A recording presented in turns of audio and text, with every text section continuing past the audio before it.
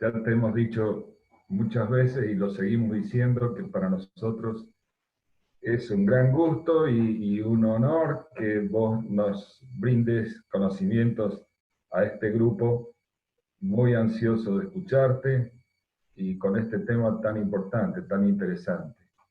En realidad, creo que nosotros de alguna manera cumplimos con nuestro objetivo de divulgar conocimientos científicos a la sociedad y hacer conocer también a quienes están un poco escondidos en los laboratorios, que probablemente en el caso tuyo, eh, no lo sé, pero te hemos conocido a través del Ateneo.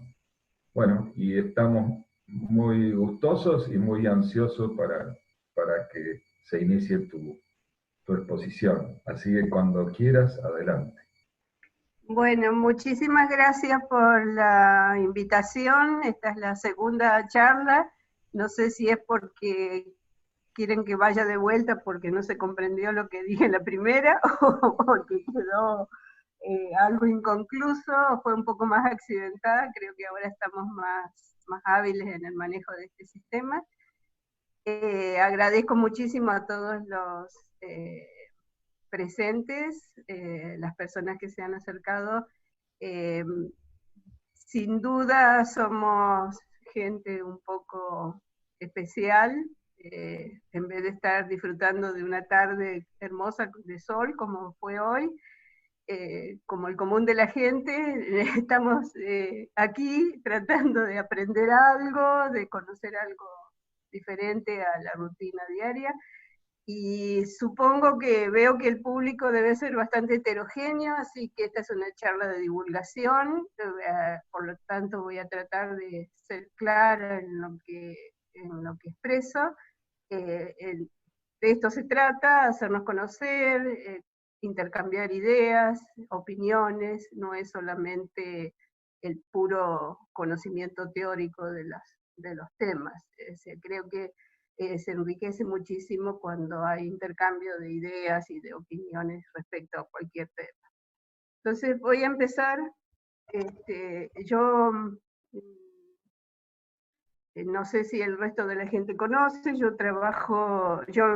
nos autodenominamos el grupo con el cual yo trabajo, neurobiólogos.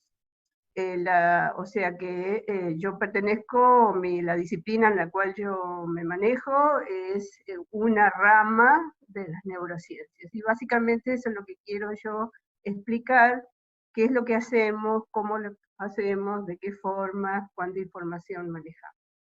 Y la titulé esta charla El sistema nervioso y las neurociencias, no como dos entidades separadas, sino cómo se integran, cómo se integra al sistema nervioso dentro de las neurociencias. Las neurociencias es un término bastante difuso, entonces la idea es un poco precisar un poco los conocimientos respecto, o las ideas, o unificar un poco el criterio de cómo calificar este conjunto de cosas bastante que en los últimos tiempos ha crecido vertiginosamente, entonces eso se presta a cierta confusión.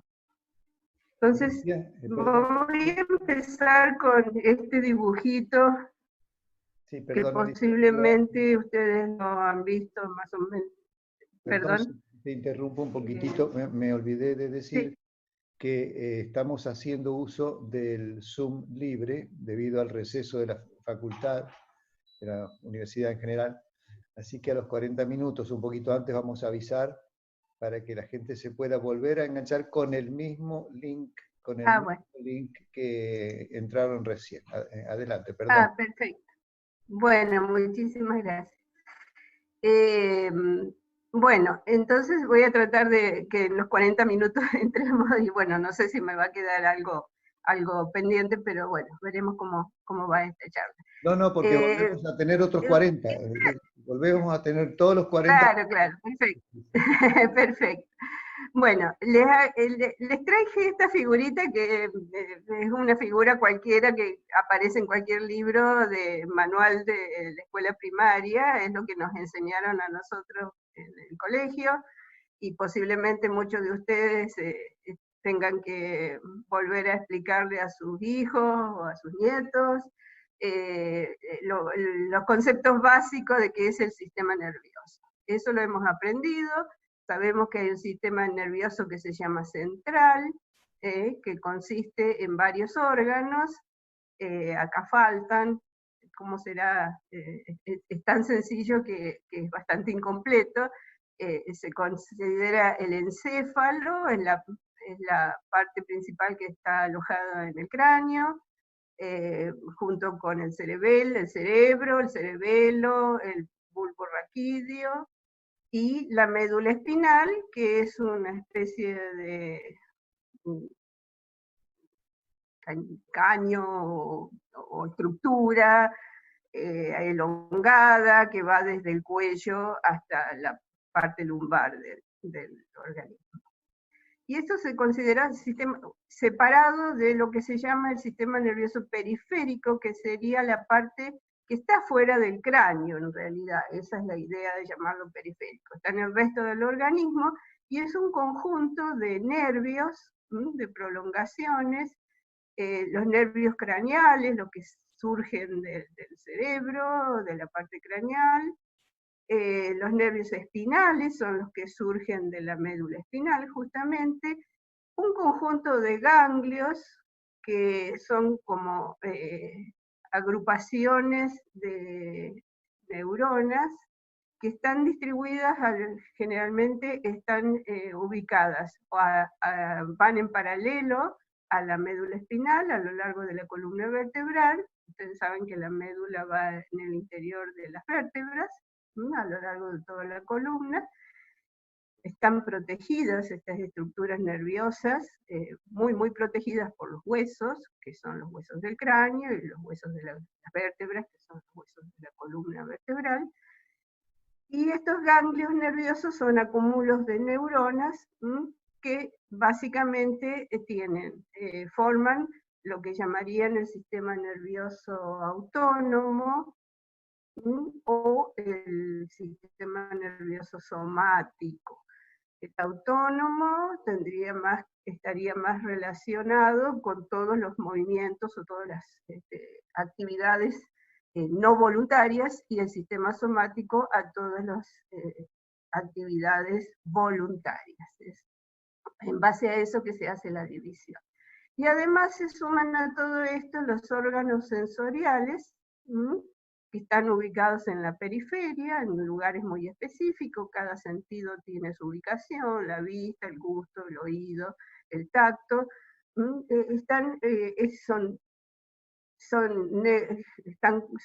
estructuras complejas, en las cuales básicamente alojan en su interior a un grupo de células nerviosas muy especializadas que tienen la capacidad de recibir, interpretar, transducir y enviarse las señales del mundo externo, el mundo que rodea al organismo, hacia el cerebro, para que estas señales sean procesadas y comprendidas por la persona o por el organismo, ¿no? O sea, no solamente en el humano, sino que esto también ocurre en los animales y en diferentes géneros y especies de animales de distinto grado de evolución. Ahora, esto es un esquema, el dibujito que aparece en los libros de texto, y cómo es que, de dónde lo copiaron, o de dónde lo extrajeron. Y ustedes están viendo aquí una figurita que parece un cuero, una pintura, un dibujo extraño, y en realidad esto es nada más ni nada menos que el producto del trabajo de los disectores, los anatomistas, que fueron capaces, eso es bastante habitual en las cátedras de anatomía, lograr una disección completa de algún organismo, en este caso es un ser humano, en el cual realmente esto que está representado aquí es real.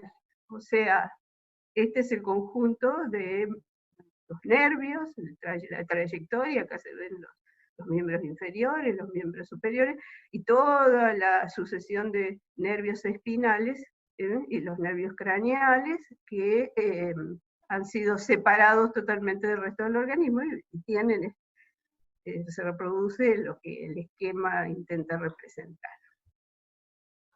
Eso lo he visto en animales de laboratorio, o sea, los disectores son unas personas muy especiales que tienen esta infinita paciencia de desarmar un organismo hasta sus partes más elementales.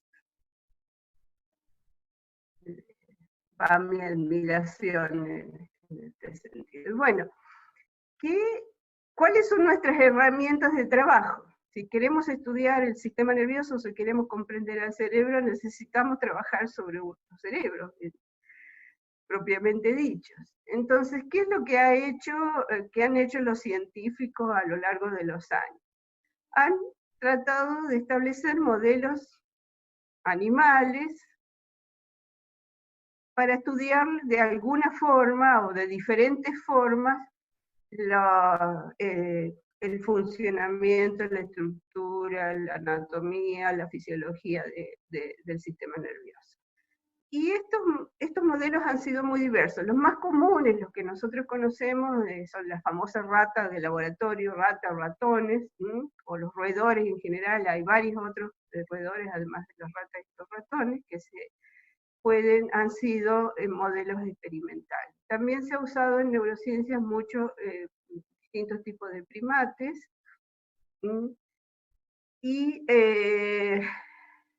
en realidad esto es muy controversial. O sea, a lo largo de toda mi carrera científica siempre hemos tenido esta oposición de la sociedad en general de utilizar animales como modelos experimentales, de lo cual yo me sumo también. Yo no estoy de acuerdo con continuar, o sea, en un tiempo fueron absolutamente necesarios porque no había otra cosa a mano, pero gracias a Dios la ciencia ha evolucionado de forma tal de que se ha logrado reducir el número de animales y reducir, gracias a que hay un gran control de organismos que se encargan de reglamentar las formas, el trato, la forma de hacerlo, la investigación de la forma menos cruenta posible y menos dañina, ¿no? Porque no solamente se daña el animal al ser utilizado como objeto de experimento, sino que también se daña la psiquis del operador. Los modelos animales en general se pueden trabajar in vivo, o sea, se pueden hacer un montón de estudios, sobre todo relacionados a conductas, efectos de fármacos. Hay una infinidad de temas que se pueden utilizar estos animalitos sin sacrificarlos, o sea, sin producirles grandes daños. Estos animales también han sido muy manipulados. Desde que se empezó a trabajar en ingeniería genética, es posible, y es muy habitual, muy común, el modificar su genoma, y se transforman en los famosos, generalmente se usa el ratón es una especie muy maleable que posibilita el hecho de hacer manipulaciones en su genoma, en el cual se pueden introducir genes, son los llamados animales knock-in, o los animales knockout, o sea, donde se silencia o se extrae un gen, o de ese modo sirven como modelo experimental. Esto Lo estoy diciendo de paso nada más porque hay toda una ciencia bastante compleja de cómo se generan estos animales que expresan en exceso o no expresan una proteína específica, la cual está asociada a una función, y el trabajo con estos animales genera una gran cantidad de información. Las wild types serían los controles, o sea, los controles naturales de estos animales genéticamente modificados. En general, los neurobiólogos trabajamos con modelos ex vivo, o sea, se trata de generar un modelo experimental mediante un tratamiento previo de diversas formas de tratarlo, y luego el animal se sacrifica, se extrae el cerebro o cualquier región del sistema nervioso de interés, y se trabaja con ese material. Y la tendencia actual es, para evitar el exceso de uso de animales y el costo, porque además no solamente la parte, digamos, ética, sino que también los costos de mantenimiento de bioterios, del uso de gran cantidad de animales, ha llevado a desarrollar otro tipo de forma de trabajar, de obtener células nerviosas y básicamente, así como las células de muchos otros órganos, las células nerviosas también pueden ser mantenidas por un cierto tiempo, en ciertas condiciones in vitro, digamos en placas de cultivo, dentro de condiciones ambientales, o sea, estufas de cultivo, con una atmósfera adecuada, con provisión de nutrientes. Estas células extraídas de organismo vivo pueden ser mantenidas durante cierto tiempo en cultivo, y ahí se pueden realizar un mayor número de pruebas de tipo farmacológica, manipulaciones bioquímicas que son capaces de dar una gran cantidad de información, tal vez mucho más rápido y más práctico que ir trabajando con el animal entero, o con los animales, o sacrificando los animales y obteniendo los tejidos. Entonces, explantos son como especies de cerebros, o sea, se le pone todos los componentes del tejido, no solamente. En los cultivos podemos separar los distintos tipos celulares y trabajarlos en forma independiente. Pero también se utiliza esta tecnología que es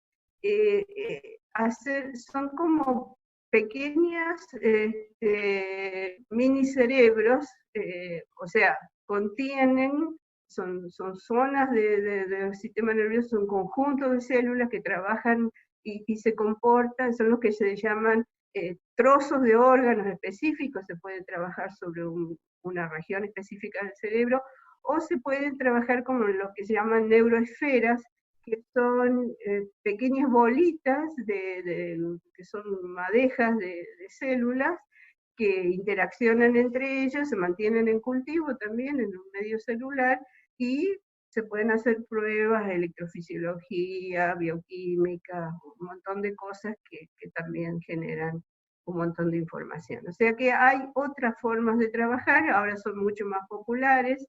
En el laboratorio nuestro justamente ahora estamos en una nueva etapa de trabajo. Vamos a poner en funcionamiento este tipo de metodología porque la consideramos mucho más productiva, mucho más práctica y mucho más racional, digamos, que trabajar con animales. De todas maneras, el modelo animal, el de la rata, esto es un cerebro de pollo, y esto es un cerebro humano, esto es un cerebro de primate. Básicamente, la pregunta que nos hacen siempre es en cuánto se parece un cerebro de estos, y la información que obtenemos de uno de estos cerebros sería traducida o podría ser transportada a a la información que obtenemos de un cerebro, en un cerebro humano, que básicamente ustedes lo están viendo muy gráficamente. El cerebro humano es muchísimo más complejo. Esto es un cerebro simple. Son cerebros, por ejemplo, el de Múrido, el de roedor, es un cerebro lisencefálico. Quiere decir que no tiene circunvoluciones, es un cerebro liso. Por el contrario, este es un poquito más complejo y el cerebro humano está tremendamente plegado dentro de esta cavidad craneana, quiere decir que tiene una superficie muchísimo mayor que a la superficie de un pollo, por ejemplo. Entonces, el cerebro de un pollo. Entonces, obvio que no, si bien es semejante, existen muchas de las funciones, nunca va a ser lo mismo. O sea, hay que transportar el conocimiento y, bueno, extrapolarlo a cómo sería la información que obtenemos de esto, habría que proyectarla hacia una cosa muchísimo más compleja. También se han usado cerebros de grandes mamíferos. Son más parecidos al cerebro humano. Esto ha sido bastante popular y hay líneas de investigación que utiliza este tipo de animales. Por supuesto, es muchísimo más costoso, se requieren instalaciones muchísimo más complejas.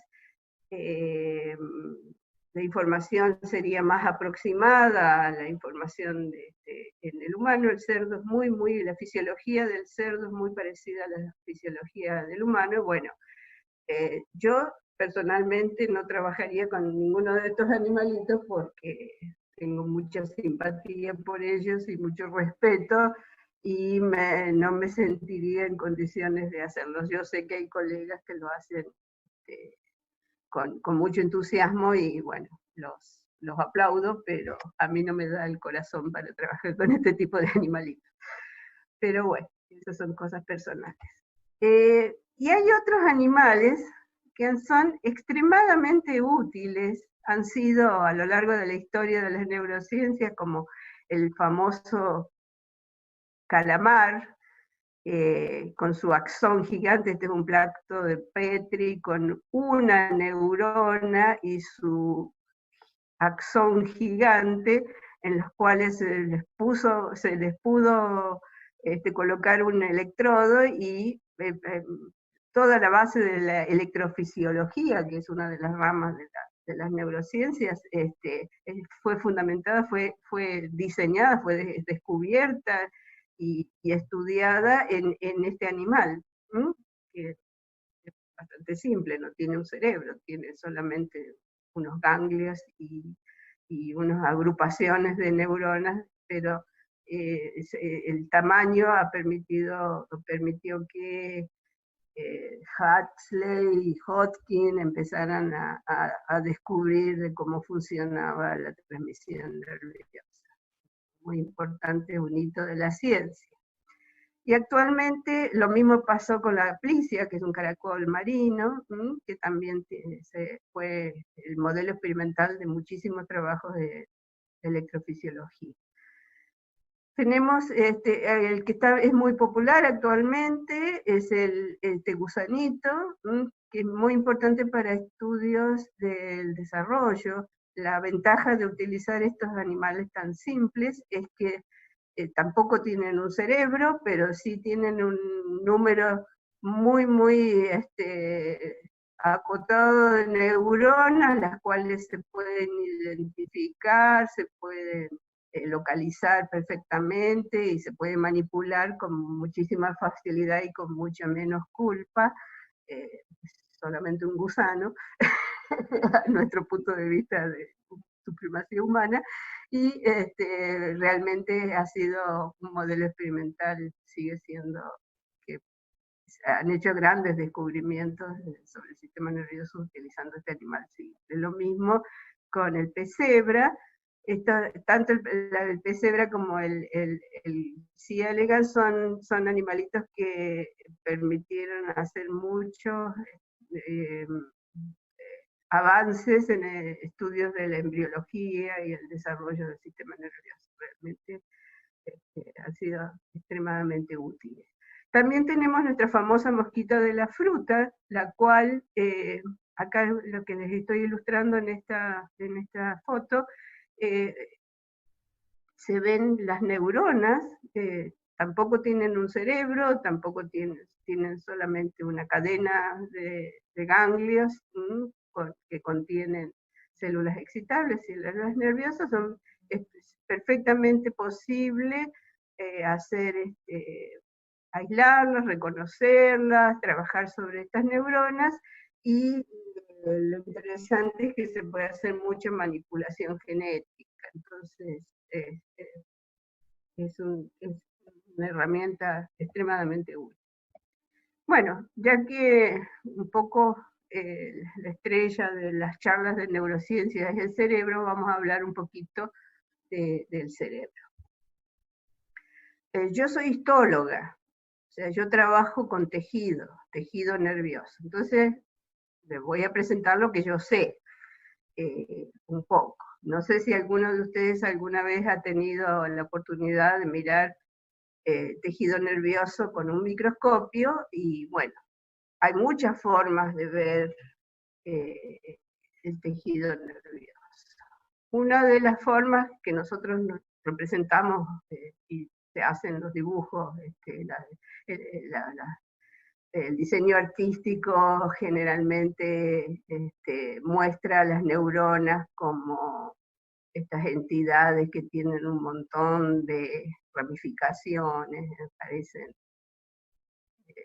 árboles o arborizaciones, que son las dendritas del cuerpo neuronal. Nosotros las podemos ver de diferentes formas según el modo en que las pintamos, digamos. Acá hay las podemos ver de este modo si les inyectamos un colorante, digamos, o un químico que reacciona químicamente con las moléculas que hay en el interior de la neurona, y es posible, este colorante se traslada hasta, se difunde a través de las dendritas, del axón, y nos marca y nos da el perfil de una neurona en particular. Así las podemos identificar, digamos, localizar en un trozo de tejido. Pero el más común de las técnicas que nosotros utilizamos en el laboratorio es un colorante que tiene afinidad por el ácido ribonucleico, y entonces nos colorea el citoplasma, porque el ácido ribonucleico es algo que está muy abundante en el citoplasma y también en el nucleolo. Este sería el núcleo de la célula, este sería el nucleolo y este sería el citoplasma. Entonces, esto nos permite, pero la imagen, se dan cuenta, estas neuronas en realidad son así, pero ¿qué vemos? Vemos solo el cuerpo, que acá no vemos el núcleo, por ejemplo, o sea que un tipo de colorante nos permite ver una cosa y otro colorante nos permite ver otra. Y vemos que las ramificaciones no las vemos porque este colorante en las ramificaciones no hay ácido ribonucleico, entonces no podemos ver esa parte de la neurona, vemos solo el soma o cuerpo, su núcleo y su nucleolo, pero las podemos identificar perfectamente porque cuando tienen un núcleo grande y un nucleolo prominente decimos, ah, esta es una neurona. Y en un trocito de una corteza cerebral de rata, por ejemplo, ¿qué vemos? Vemos que estas neuronas son muy abundantes, estos debe tener 50 micras por 50 micras, esta estructura, así que tenemos, no sé si se pueden imaginarse la dimensión, pero 50 micras es un quinto de un milímetro, imagínense en el milímetro en la regla, bueno, es algo que el ojo no lo puede captar. El ojo humano tiene una resolución un poco más menor, entonces solamente con la ayuda del microscopio podemos ver estas estructuras. Es infinitamente pequeña. Y se disponen en capas. La rata tiene muchas menos capas en la corteza cerebral, el humano tiene aproximadamente 6 diferentes franjas, digamos, o capas de distintos tipos de neuronas, ¿sí?, que están recorriendo toda la corteza. O sea, dan una idea de la cantidad de interacciones que pueden haber entre todos estos elementos. Fíjense que yo lo que quiero destacar básicamente en esta charla es que hay otros núcleos que también son teñidos con este colorante que acompañan a las neuronas. Y antes, tal vez por un prejuicio generado en la época de don Ramón, Santiago Ramón y Cajal y los colegas de esa época, donde la estrella principal era la neurona y las otras células que la acompañaban eran una especie de elementos en segundo plano, sin importancia, las llamaron glía, derivado de una palabra en alemán que quería decir pegamento, o sea, como que se suponía que entre neuronas, alrededor de las neuronas había una especie de pegamento que las mantenía más o menos en posición, pero nunca se les dio, por lo menos durante el siglo XIX, recién ahora, los últimos años, está adquiriendo importancia este grupo de células que acompañan a las neuronas. Y yo creo que en un tiempo, eso es lo que yo pretendo, el concepto que yo pretendo que ustedes se lleven a su casa. Bueno, están en su casa, pero es el concepto que las neuronas no están solas y no son los actores principales de esta obra de teatro. Entonces, fíjense, por ejemplo, una de estas tipos celulares que adquieren importancia últimamente y entran en el escenario son los astrocitos. Son células de la glía que tienen semejanzas y diferencias con las neuronas. Una de las grandes diferencias que tienen los astrocitos es que son células que entran en el ciclo celular, o sea, son células que tienen capacidad de reproducirse y de proliferar.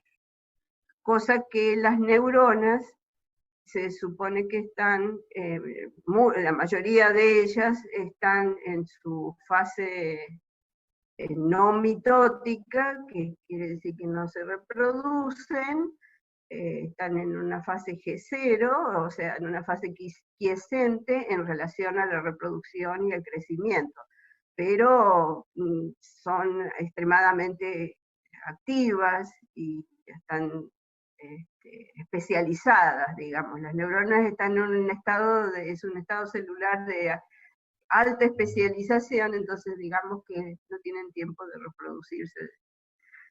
O sea, dejan de lado esa actividad en pos de otras actividades que consideran más importantes. Entonces, así están diseñadas. En cambio, los astrocitos, no, son células que proliferan, también tienen esa forma con múltiples prolongaciones, tipo ramificaciones, se parecen mucho a las neuronas, son más pequeños que las neuronas en general, aunque hay neuronas pequeñas y astrocitos grandes, o sea, ninguna concepto es absoluto en este tipo de ciencias, y fíjense que una de las funciones principales que tienen estos astrocitos es la de formar la famosa barrera hematoencefálica. ¿Qué es la barrera hematoencefálica? Es una especie de sistema, ustedes tienen, se forma alrededor de los vasos sanguíneos, aquí están viendo un vaso sanguíneo, se ve que está rodeado, estos son los astrocitos, yo los puedo identificar en el laboratorio, de hecho esta es una placa hecha por mí, las neuronas no están solas, hay otros actores muy importantes,